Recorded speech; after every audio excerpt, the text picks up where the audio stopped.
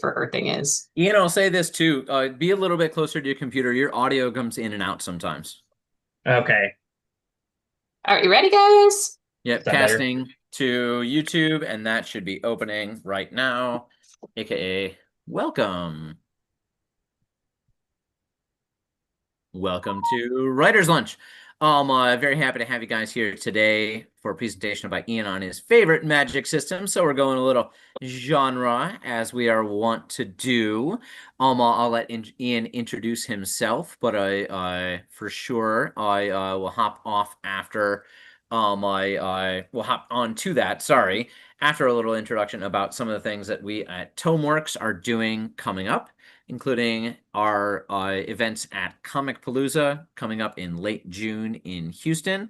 Most of our members are going to be there. One of them will be having a first birthday party for their little kid, but everybody else will be hanging out at least a day or two at Comicpalooza, which is awesome, and lots of good chances to both see new and awesome genre fiction authors, get some feedback on your work as well. Check out the Comicpalooza site for that.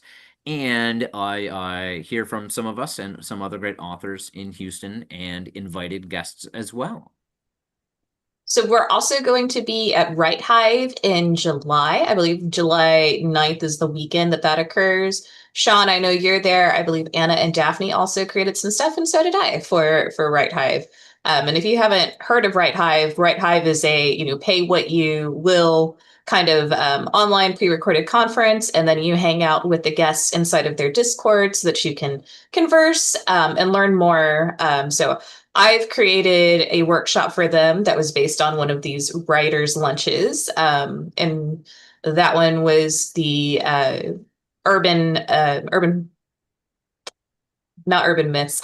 Uh, I forgot what it is. But basically like the ghost stories and tales that we sit around a campfire and talk about, and how you can make that apply to your writing world as well. But I know that, like I said, Sean, I believe you've done some stuff for Right Hive as well. yeah, I did a rehash of the writers' lunch that was Writers Against Fascists, but I'm also co-hosting with three different workshops about writing one-shot TTRPGs.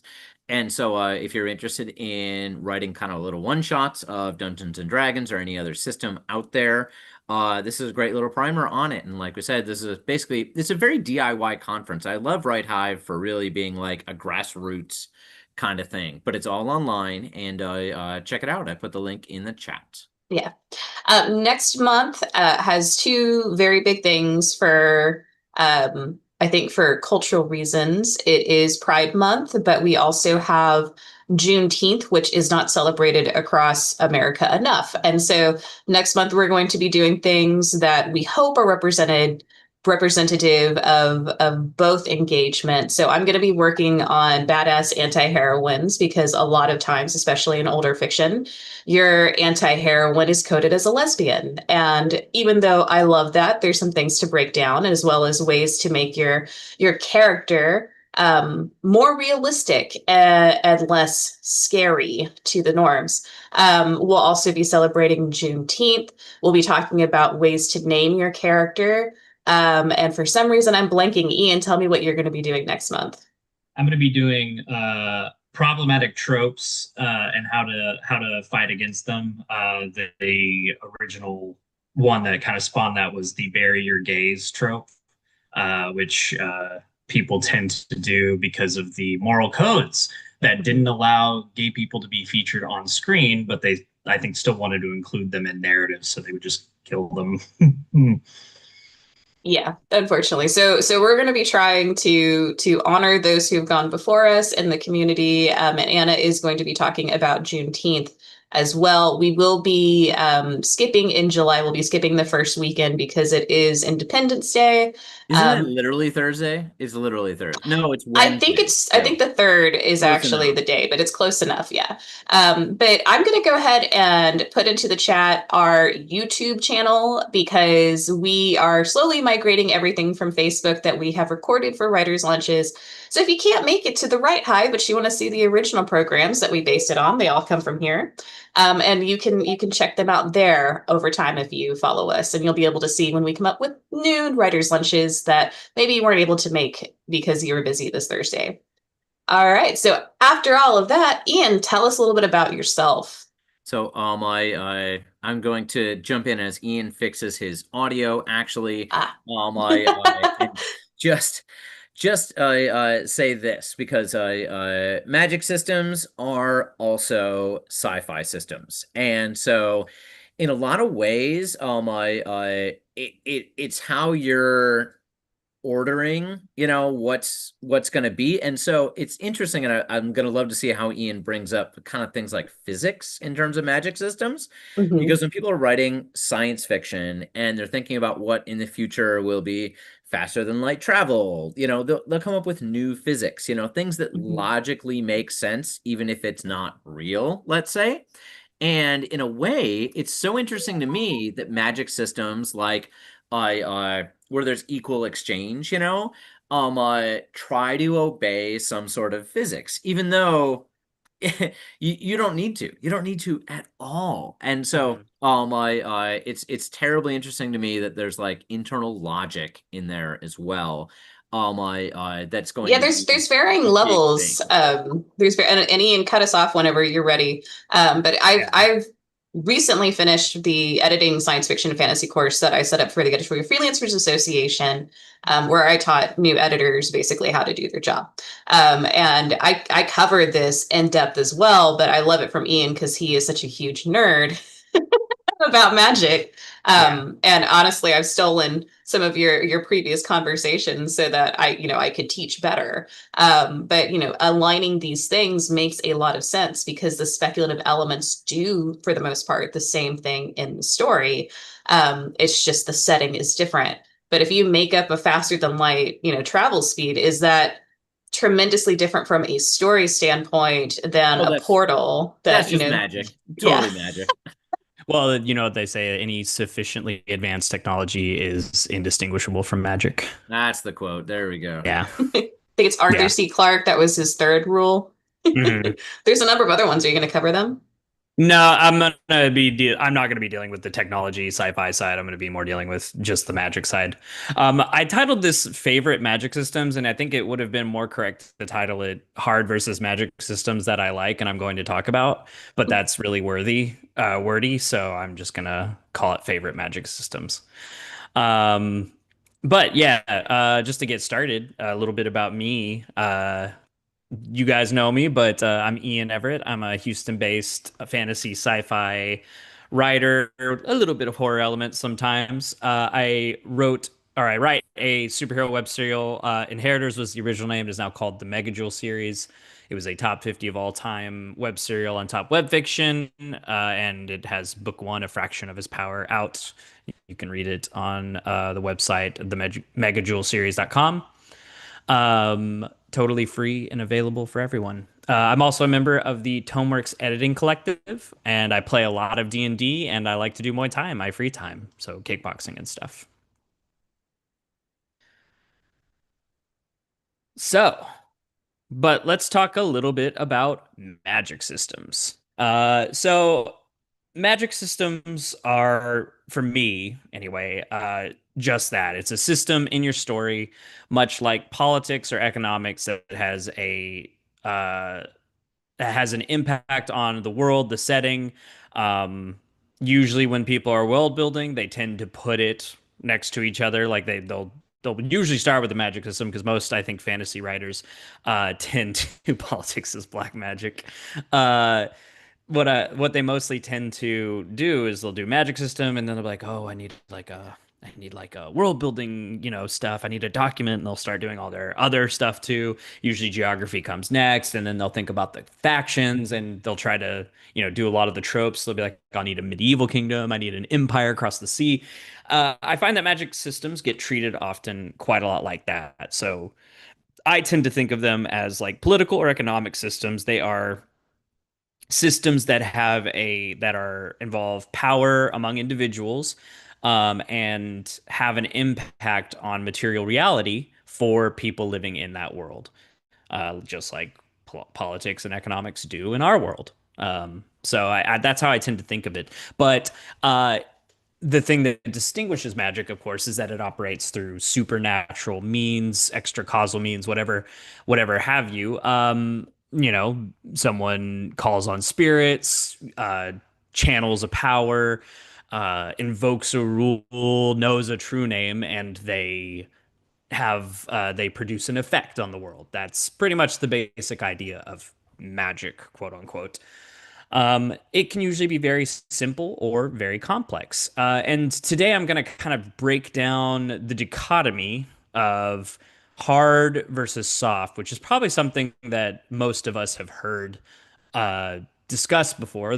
Hard magic is tends to be more logical, treated almost like a science in their world, or at least a system of consistent rules that when you put X in, you get Y out. Characters can use magic as long as you don't break rules that you've established. Readers will be comfortable and trust you with using magic to drive conflict and resolve stakes. Um, Soft magic is a much more mysterious kind of end of the spectrum. It's usually treated more like a force of nature that can't be controlled, or a kind of a power that sits beyond the POVs and the readers so that they can't glean into what it's doing. Sometimes it has its own will, sometimes it's just kind of this ephemeral force of nature that exists. And there are some if you use it to get people out of situations, people call that the Deus Ex Machina, typically. Um, I can think the one that leaps to mind. This is technically a Stephen King thing, and there was magic in some of Stephen King's books. The Stand ends with like a miraculous intervention that no one quite understands. Like a bomb goes off, and then a hand comes down and stops it or something, and everyone's like, "What the fuck?" They've called that literally the Deus Ex Machina of that is like one of the best examples. But it is like one of those things. It's magic steps in and solves the problem that you've built up without any of the character's input. That can be kind of an issue with soft magic. Can I Ryan, put it's another spin on this? yeah, absolutely. Because the Deus Ex Machina is just like it is a symptom of the author writing conveniently instead of the author writing for consistency. And it's not saying that soft magic is always convenient, Yeah, because you have, you don't want to say you have rules, because we like to use the words rules for hard magic, but you have limitations still with soft magic. And when you pull shit out of your ass mhm, to make the plot go, regardless if it's a character acting out of out of their norm for no clear reason, or it's the world simply bending to make the plot go where the author wants it to go. These are issues of the author writing conveniently, or it's plot convenience. I yeah, mean, and you would be using your magic conveniently in that case, to rather than have it being following rules or limitations. I think the I've heard about soft magic is that it can always be used to make things worse. You shouldn't really use it to make things better, because then it'll feel cheap. the only thing I would toss to that as well is a bit of this is an Anglosphere I thought on Mhm. it as well. I whereas you can have Eastern story structures that are less about solving a problem I or solving a problem in a logical way. Hmm. And so the considerations of soft magic. I'm thinking of some Studio Ghibli films as well, like Nausicaa of the Wind at the end, where it's like the disaster just stopped, you know?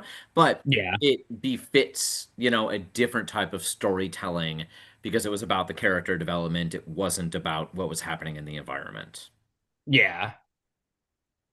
Yeah, and to clarify, I wasn't saying that soft magic always is convenient. I'm just saying that when you No. have issues like Deus Ex Machina showing up in your story, that is a sign that you need to like look back at yourself and say, is there internal logic in my story?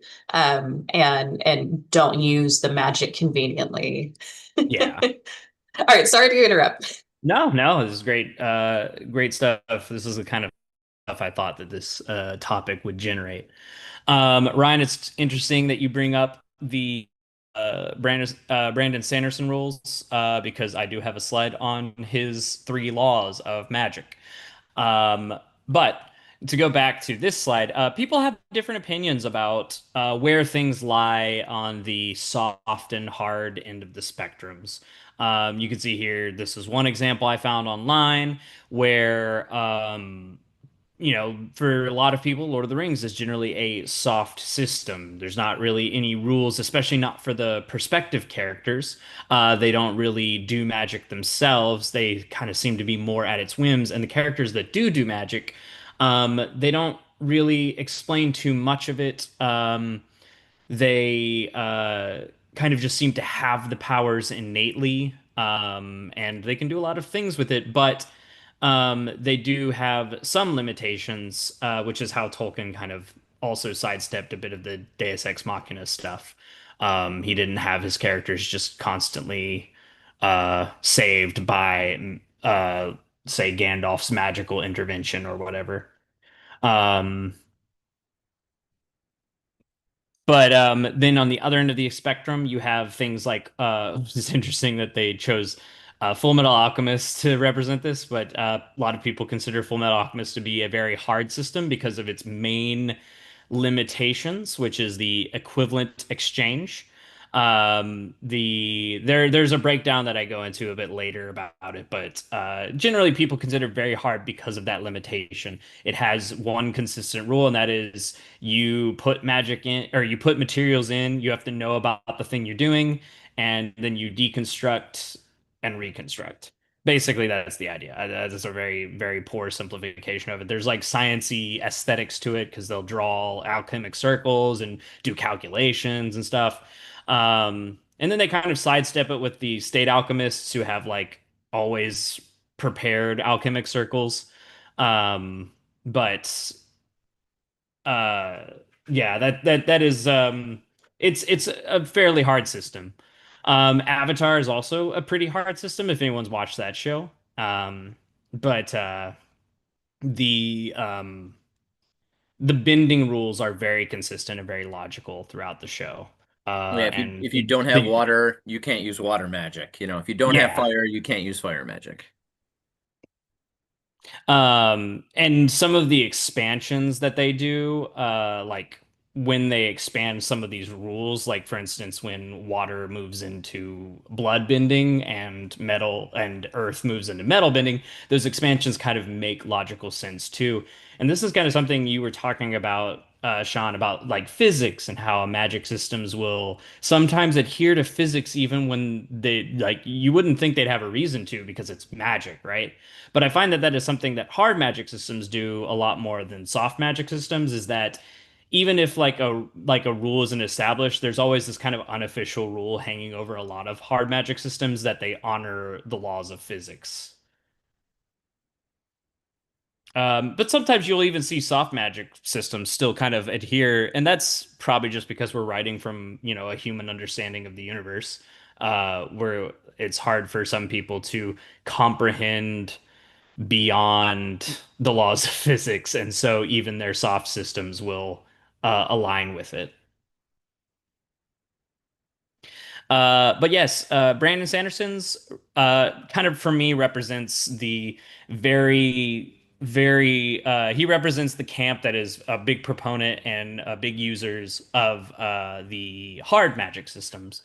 Um, he has, written, he has a tremendous output. He's done a lot of books, and all of them seem to be pretty well built when it comes to the magic system and understanding the rules.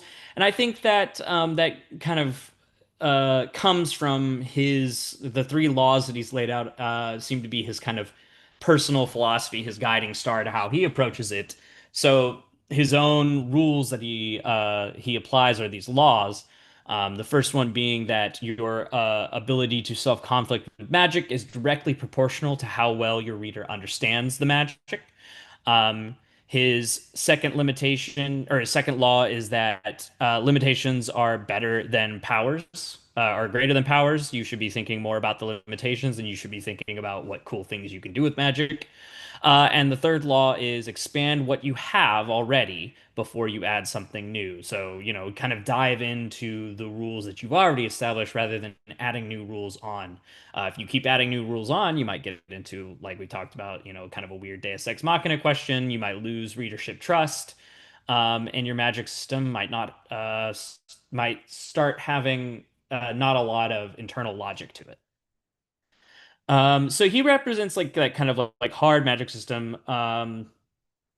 Technically, I included one of his books, but I didn't include any of his kind of main series that people think about. I like his magic systems, um, but I don't know. For me, the reason I tend to gravitate towards a magic system is not because whether it's hard or logical, whether it makes sense. I'll kind of talk about what for me stands out to magic systems and why I generally tend to like what makes me pick one that I really like, versus how versus just generally liking one. I will say Brandon Sanderson's are always fairly consistent. They always generally have cool ideas about them. Like the Mistborn series is very, very cool, has a great magic system. The Stormlight Archive has uh has a very interesting magic system. But yeah, they're very good. They're very well built. But on the other end, we have the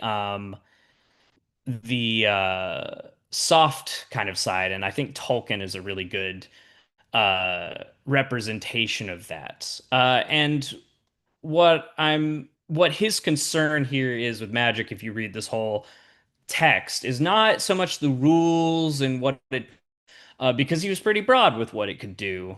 He did break down an idea between magia and Goetia, which he described as kind of like more illusory, aesthetic, conjuring magic versus like magic that produces real effects in the physical world.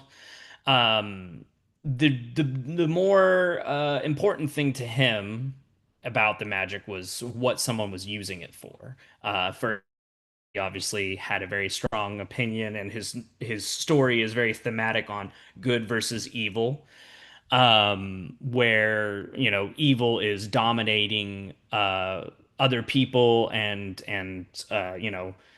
throwing them down and sending them to your will against their will, um, while good tends to uplift others, tends to free them and or empower them. And so you get this kind of the clash of good versus evil. Evil uses magic for specifically to lie to people, to deceive to them, or to deceive them and manipulate them into doing what you want, and then using magic to produce effects that are meant to destroy, while or to subjugate, such as the rings that Sauron puts on everyone. While the elves and the wizards use very sparingly their magic to benefit people, to drive away, to drive away evil and to protect people from that evil. Um, and when they use their Goetic effects, they are entirely artistic and not intended to deceive. I think you could dither about whether or not elves and wizards deceived people, but I think in his mind that it wasn't so much deceptive as it was, like um, just kind of I don't know. I would call it deceptive sometimes, but I think Tolkien would dither about it just because someone was on the good side of things. I think Um, the characters thought they just knew better. yeah, it was more of like I know better than the Hobbit that I'm manipulating right now. So, um, but I he definitely recommends, and he even concedes it. He says that they don't the effects are entirely artistic. They never deceive elves, but they might deceive or bewilder unaware men, and I assume hobbits are classified under men in this instance, and not elves. Um, even though they are not technically been.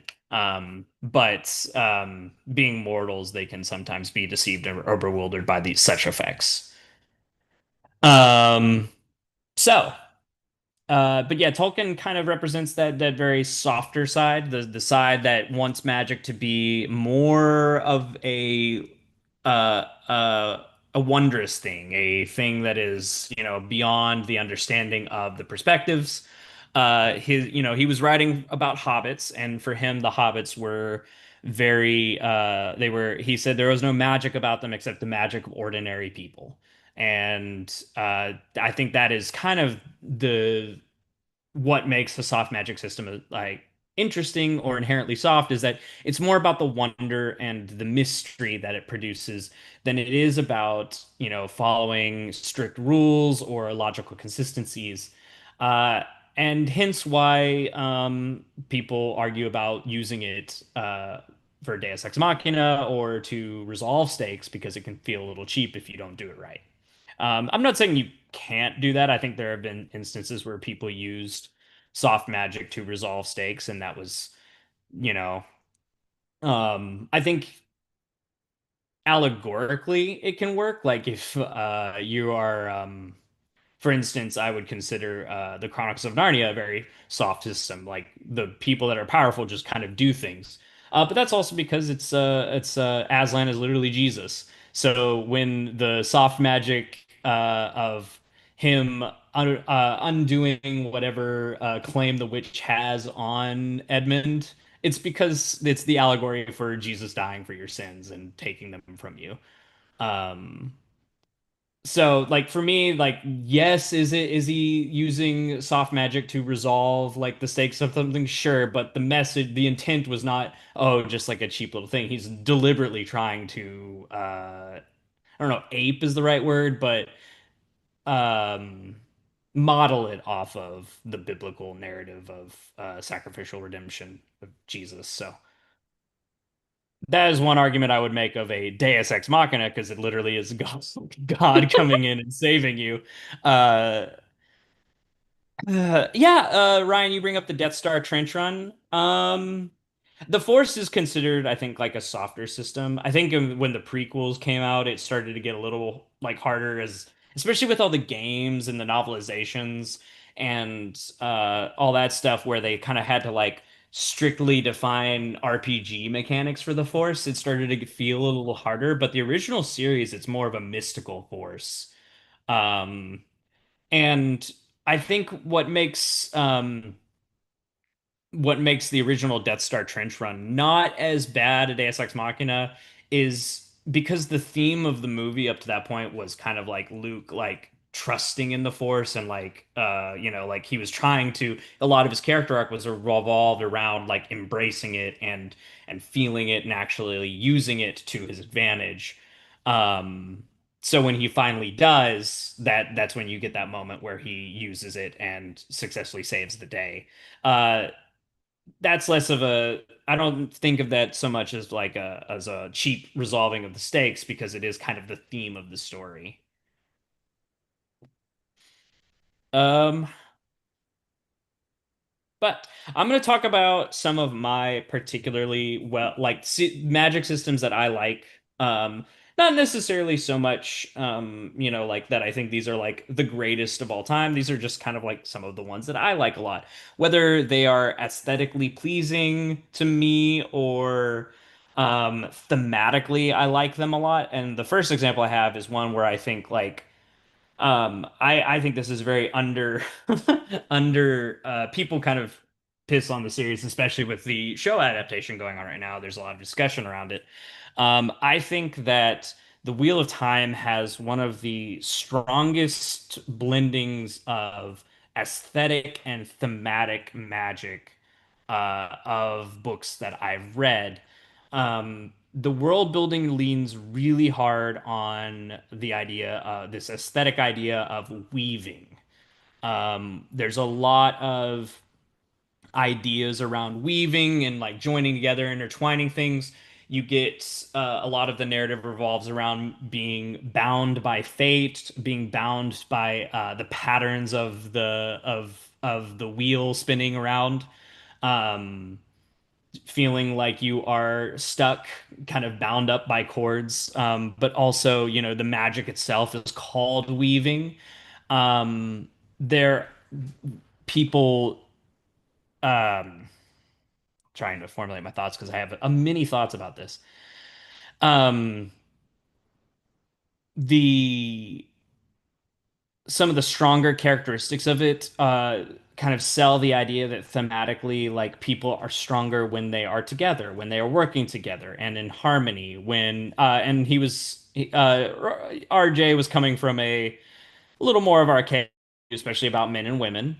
But a lot of his thematic point was that men and women are better together, basically, when they are working together and when we do not have the divide between us that we normally do, when they don't segregate themselves as much as when they manage to work together. And he reinforced that in some of the ideas where, for instance, people linking together can channel more of the power than one person alone can.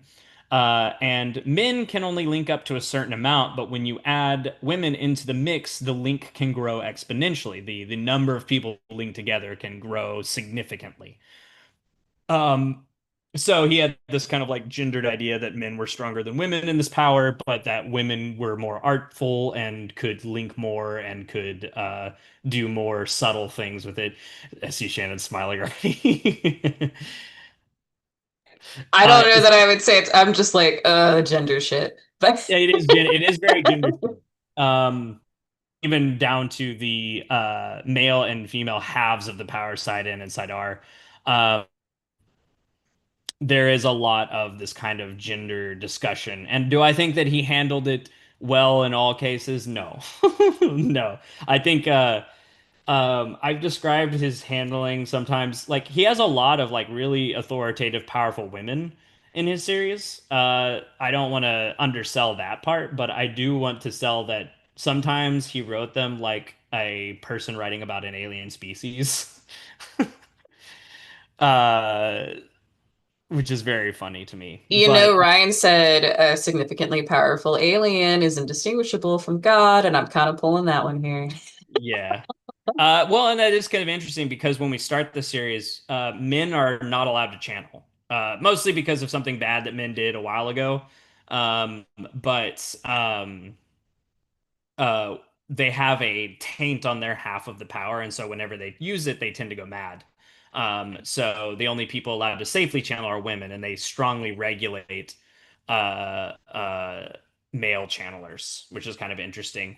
There was also like I might be misremembering a plot line, but I do remember there was an interesting plot point about one character who was dead, and they came back. They have this kind of the bad guys would get brought back by their supreme overlord, and I think one of them got body swapped into a different sex, but they still felt like the gender they were, and I think they still drew on the same power, which was kind of interesting. I don't know. I don't know if that was progressive or regressive for its time. It's kind of a very nuanced topic, but I could say a lot about this series, and I do think that going back to the idea is that thematically and aesthetically, it was very well integrated with itself and with the themes of the story. That was a lot. I'm gonna stop there for a second. But when I think of magic systems, I tend to think of the Wheel of Time. I think a lot of people do. I think this is probably one of the first like big systems.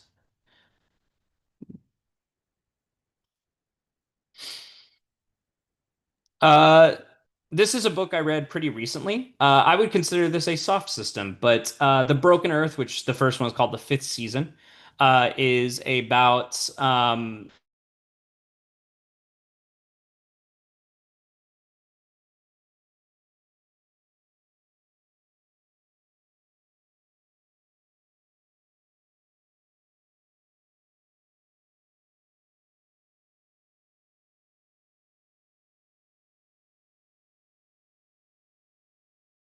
I think we may have lost Ian. Is anybody else not able to hear him?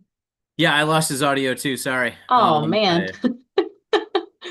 So Um, my his presentation is still on my screen. Same with you, Shannon. mhm. Okay. Up and there it goes. Uh-oh, there There it he goes is. completely. But Ian is back. Hello, sorry about that. Yeah, if you heard us talking, then good. If you dropped off and came back on, awesome.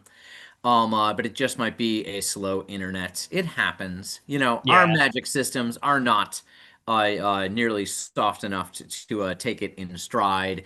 We should have been able to just glide right through it. But there are hard rules about mysterious particles floating through the air between your computer and your modem. No, they're And in tubes. It escaped the tubes. I don't know what happened. I know that I adhere to some sort of demonic entity called Centerpoint, and yeah. that seems to be mucking up the systems lately. But anyway, how far did y'all hear into Broken Earth? You said you had recently read the story, and that was the Okay, last thing I heard. cool.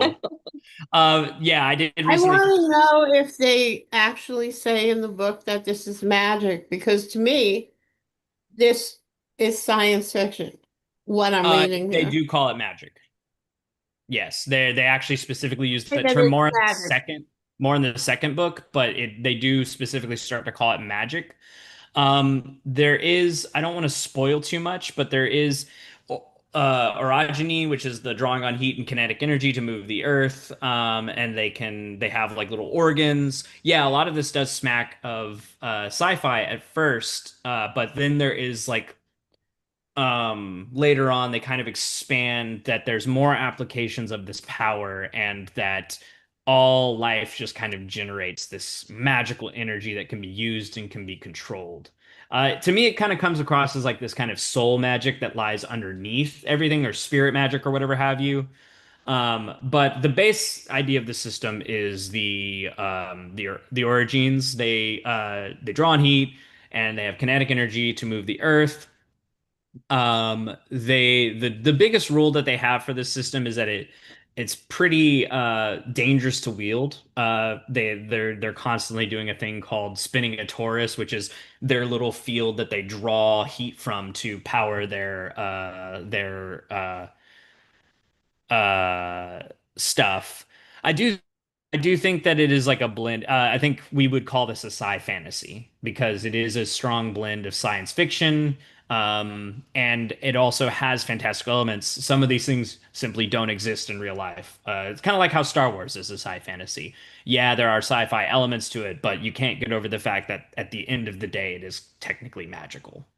Can I talk a I'll little throw. bit about her world or the city we became and its sequel? Yeah, Because yeah, N.K. please. Jemisin tends just to do that, where like in this particular series, it does start off seeming like it's science fiction.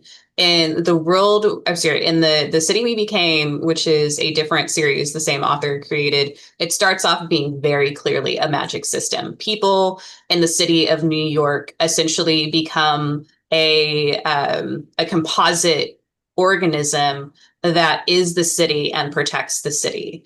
And this happens in major cities across all of Earth, where the city essentially is born into sentience and there's like a human representative. And New York is a little bit different because there are forces from other dimensions trying to stop birth because of the chaos it creates in those dimensions. And so, at the very beginning, it's very clear that there are rules to the magic of how these characters can actually access and tap magic in the world. And they're very vague. Like the city will always take care of you if you're one of its avatars, basically.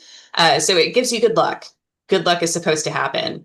But because of the negative influences and the attempt to kill the city during its birth, that good luck doesn't show up for these avatars. So it's very cute. But in the second book, it goes way more into the physics of these alternate dimensions and this like origination of what appears to be a tree of life, because that's the only way that humans can kind of comprehend it.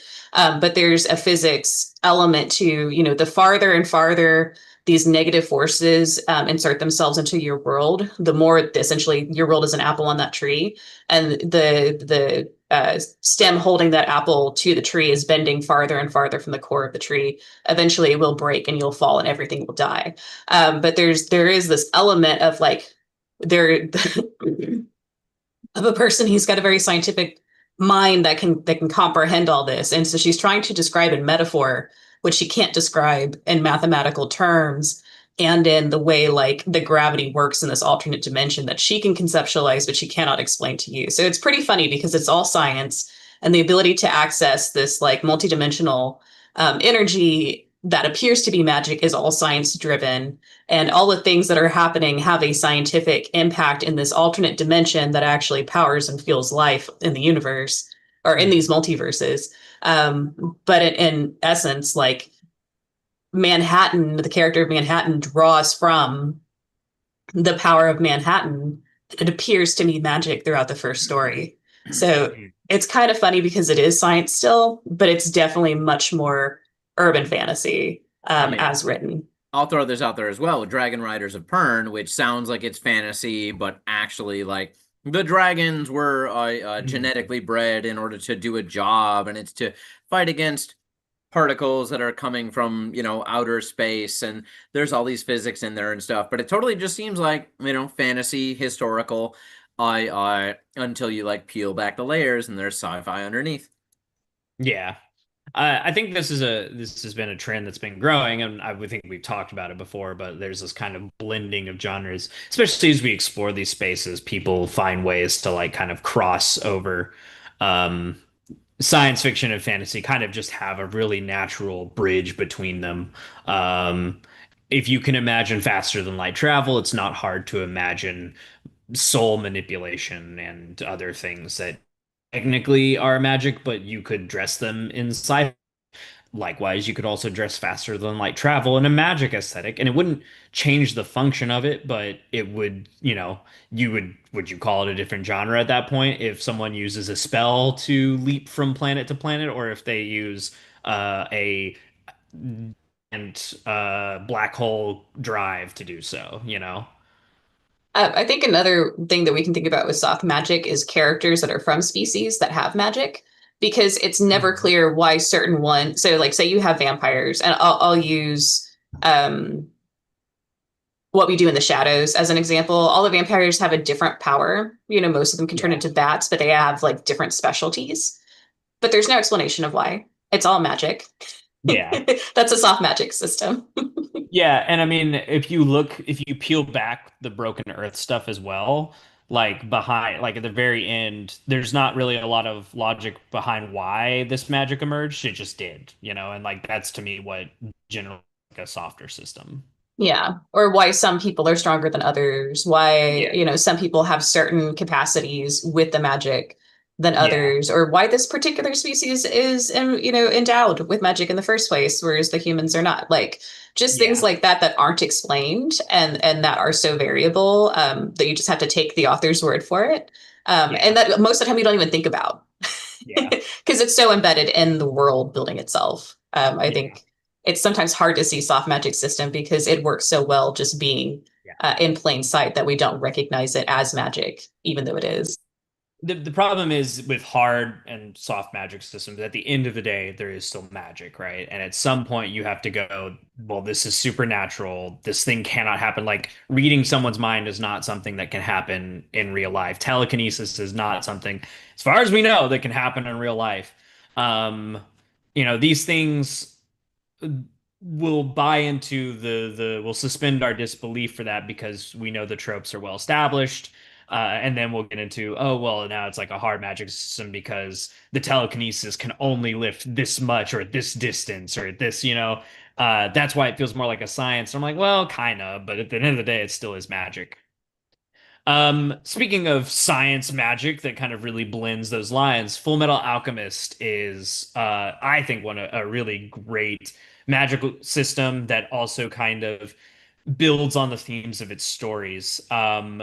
Basically, the idea that our alchemists in Full Metal Alchemist are wizards who transmute based on a simple rule of equivalent exchange.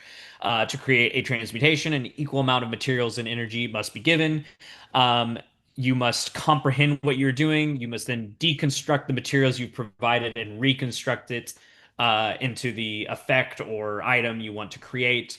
This is the basic idea of alchemy. It involves a lot of science. Like a lot of the alchemists tend to know a lot about material science, chemistry, biology, so that they can manipulate these forces. There doesn't, I say it is somewhat hard. People usually just call it a hard magic system. I don't think I called anything in here a true hard or soft magic system because a lot of these things, a lot of the ones that are soft that I chose still kind of try to impose some sort of limitation so that it can't be used to be narratively cheap. And a lot of the hard ones, um, while they come up with rules, they will tend to have like some broadness, or like Shannon said, it won't be clear what the origin of this power is, or there is still some element of mystery or kind of high mystery to it, where you don't really understand what the source is or why it exists in this world. Full Metal Alchemist has really like the actual applications of it are very hard, but when you try to like when you start investigating as the series goes on, some of the like the door to truth and some of the like more esoteric soul stuff, it starts to get a little softer, a little less understandable.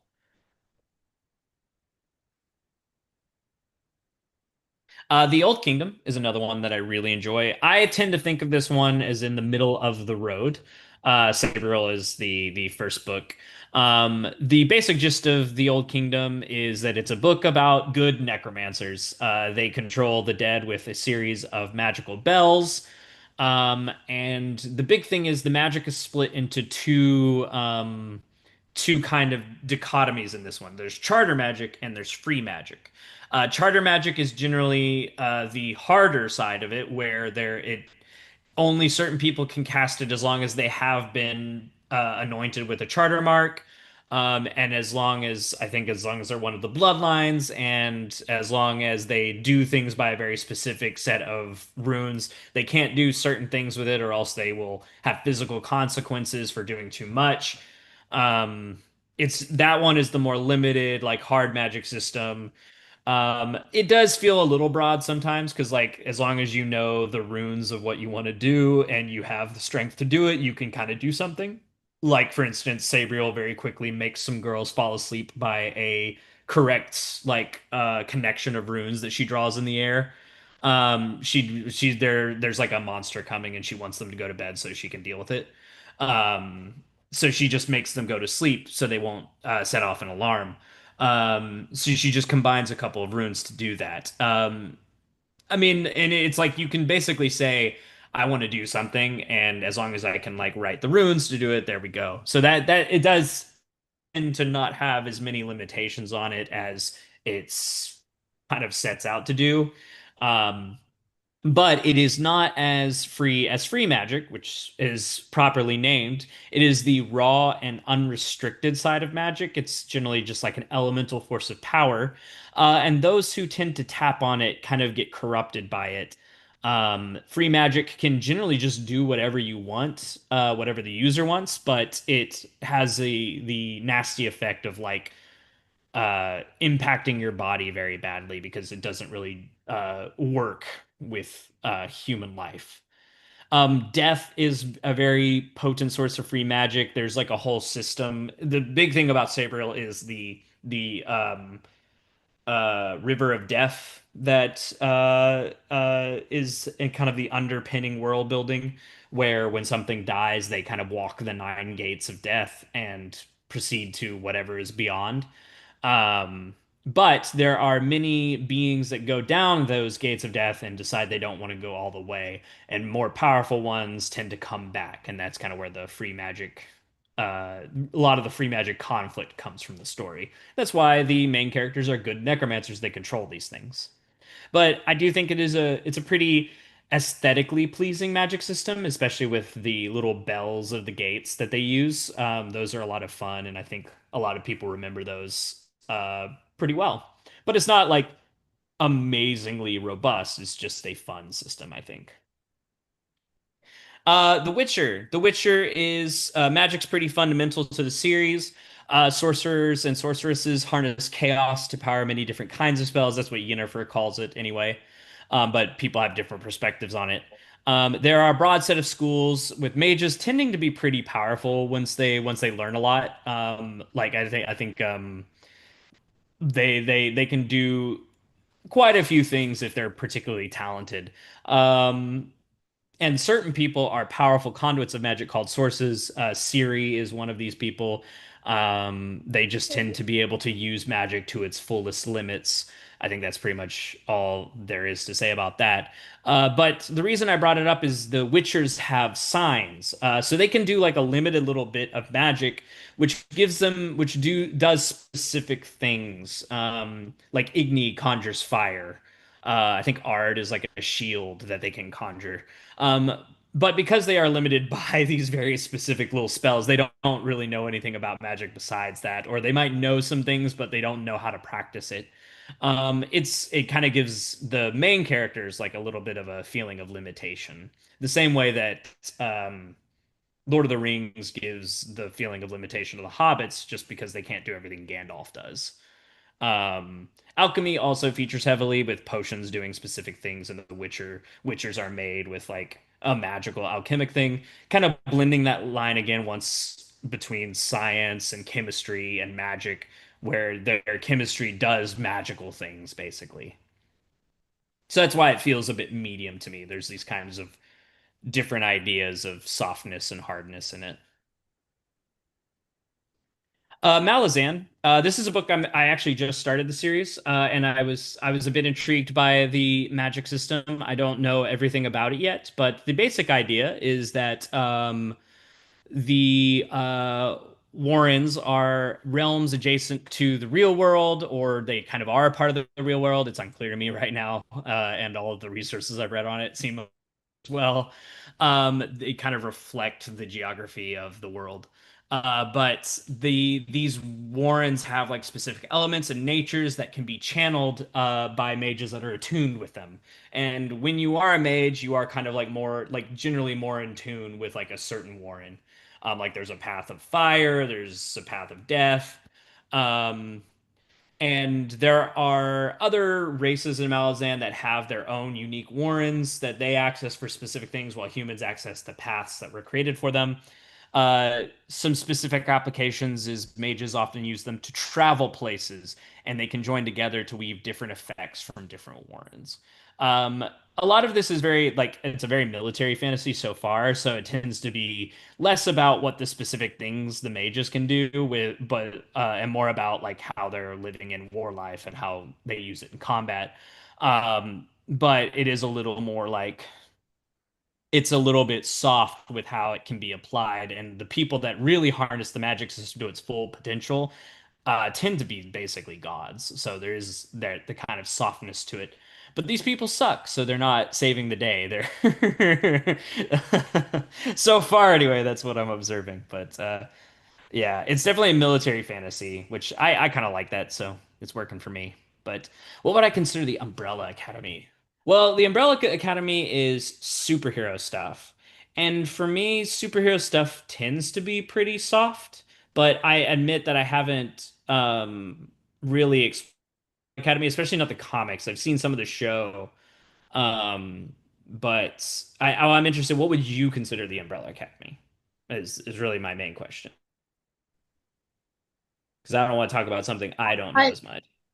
I would consider it a mixture of sci-fi and magic, and the powers, you're not sure where they come from, I think. I can't Hmm. remember. It's been a while since I watched it. I really liked it though. It Yeah. was very interesting. And a lot of the powers had very specific things attached to them. They were very magical. It was unlike other superhero kind of things. And it was an academy where they had to learn to use these powers, sort of in a magical way, Yeah. really. If I can throw this out there about the Umbrella Academy, but also more specifically, comic book heroes in general. DC, Marvel, y'all let me know. I hope this doesn't have any change between the two. But they have an internal logic to the person, and Yeah. it's pretty interesting that like yeah, Umbrella Academy, you have all these different people, and they might have limitations on themselves that somebody else doesn't have on their powers. But it's really interesting when you get a lot of different creators working on things, and it's because it's a universe. And so that kind of means that what can I say? Not hypocrisy, but like inconsistency The that we're trying continuity. to continuity that we're trying to talk about with writing kind of goes out the window with superhero type stuff. So I I'll admit I don't remember a ton about Umbrella Academy, but I feel like there's a soft sci-fi element because we're mostly talking about magic, but there's sci-fi as well. And so the Umbrella Academy has a sci-fi element of like this board or this organization that's supposed to keep the timeline intact.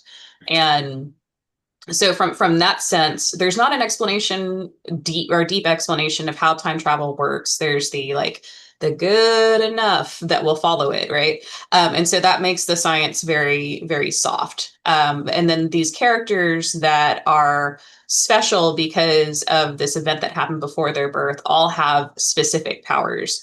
And those powers, I mean, you could register those as being hard for the exact same reason that Sean just said, because they're very structured to each character. But in many ways, you could also consider it soft because who knows why they each got what they got. Like there's like one single one where it's very clear he's an ape because of events that happen later in life and things that happen that were done to him that are more Right. sciencey. But before But that, even generally speaking, so it's kind of interesting because it does hit a lot of the sci fantasy things. Sci fantasy usually has magic that is um, that plays into the science. So the science is soft, but the magic has to be dependable for it to power the science or for it to interact with the science. So in conclusion, I would probably consider, I know you asked Ian, but I would probably consider this to be a soft science, but relatively hard magic. what a blend. That I think that is kind of how like superhero stuff tends to feel to me anyway. I think like the general explanation for where stuff comes from can be very wide, can be very like even like sometimes it is just straight up magic. But like Sean said, the actual personal internal logic tends to be pretty strictly adhered to. I don't have a lot of time left, so I'm going to speed through the rest of these. The Locked Tomb is a, to me, somewhat hard system. Magic is revolved around necromancy, basically. It's sci-fi necromancy is the way I describe it. Magic is classified into two energies: thalergy, the energy of life, and thanergy, I forgot a G in there, the energy of death. And the necromancy is divided into three schools: bone, flesh, and spirit magic. And this is one of the series that, for me, like remember when I said earlier, what's the difference between using a sci-fi portal versus using a magical faster than light traveling mechanism? This is one where they use a magical faster than light traveling mechanism. They actually cross into a magical realm of death to cross a significant distance in space. So I think that is a one of those things that is kind of funny that they take a sci-fi concept and then they apply a magical aesthetic to it. Earthsea is a somewhat soft system. I say somewhat soft because it is trying to invoke that sense of wonder and mystery, I feel like a lot, but there is some rules about it. You have to know the true name of something you're trying to control, and wizards can't tell a lie while speaking in the old speech. But I think when we think about the true name system, which I think this is kind of the originator of that trope in the modern the modern canon of fantasy. Earthsea, it's a lot of people call it soft, but I think you can only go so far calling a system that revolves around knowing the names of things as soft, because there is still a baked in limitation of that is knowing the name or not. And if you don't know the name, you can't control it. Um, so it kind of you see it nowadays. Aragon has the same idea, I think, and Name of the Wind, the Kingkiller Chronicles, also deals with some naming magic. Um, and I think like the idea is that like everything having a true name is so soft and is so mysterious. Like, where does that come from? How did I get my true name? Is that my soul? That kind of stuff. But then like the actual applications of it can be a little what you can follow some logical. And I think this last one, finally, Avatar. Avatar is a somewhat hard and robust system. People were like, "Wow, for a kids cartoon show, the world building and magic system is pretty robust." Like I mentioned earlier, bending has specific techniques and limitations. If you're a waterbender, you can only use water. If you are a firebender, fire, etc., etc. Water tend to do things like freeze water or whip it around. Firebenders use it to power things like steamships and stuff like that. And when they expand beyond the bounds of what you would think of as their basic element, such as water doing blood bending, or fire doing lightning manipulation, or earth bending using metal bending, it makes logical sense. Like it's like an extension of their element, kind of. But the rules of the series are pretty well established from the beginning, and it follows that logic pretty consistently. Is also a spirit world, and spirits, so there is kind of a softness to it. So I don't think it is completely like a hard system. I'm hard pressed at the end of like all of these considerations to think of any magic system that I would call a true hard system.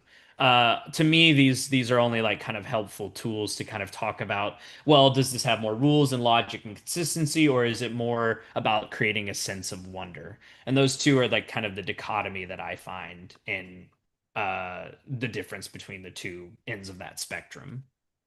I'll throw this out real quick as far as what's your favorite magic system and what's something that is a completely hard, absolute magic system. And that is kind of the Gabriel Garcia Marquez, Karen Tay Yoshimida magical realism, where shit just happens and it is what it is. The characters have to deal with it. Tropic of Orange, a book by Karen Tay Yoshimida.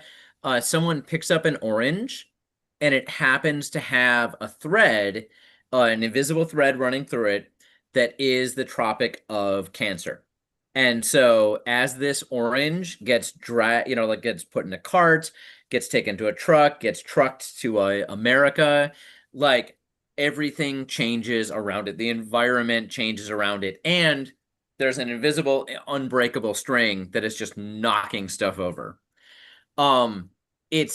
It's completely illogical, but at the same time, it's very interesting that they set up kind of in Gabriel Garcia Marquez as well, set up things that are magical and then everybody has to deal with it. Like 100% those kind of things. There's no negotiating with magic in magical realism.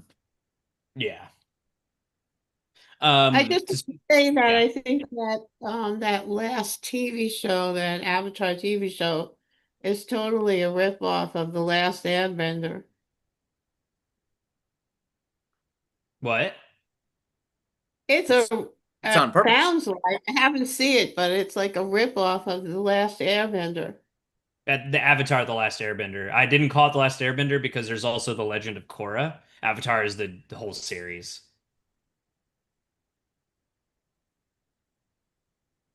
How old is it? Avatar? 20 years? Yeah, this is Oh, yeah. It came out I don't know, 2002, 3. oh, so The Last Airbender is a film based on this? Because I Yes. didn't see that. Oh, yeah, you're talking about the film they made, right? Yeah. So The Last Airbender was the M. Night Shyamalan film they made. There was an adaptation of the original Nickelodeon cartoon show. Okay. Very confusing.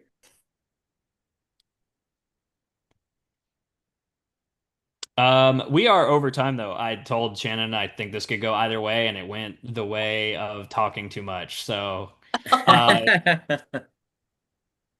so there we go. I had to rush through my last couple of ones because I spent a lot of time in the front end, and apologies for that. But that's my talk. Just magic systems I like, and some difference between hardness and softness on them. Thank you, Ian. Yeah, thank you. And don't And- miss us and, next week. Thank you, Susan. Don't miss next week when Daphne will be here talking about how to name your characters. I'm gonna sit for that one. I always have trouble with that. Have a great week, y'all. Bye.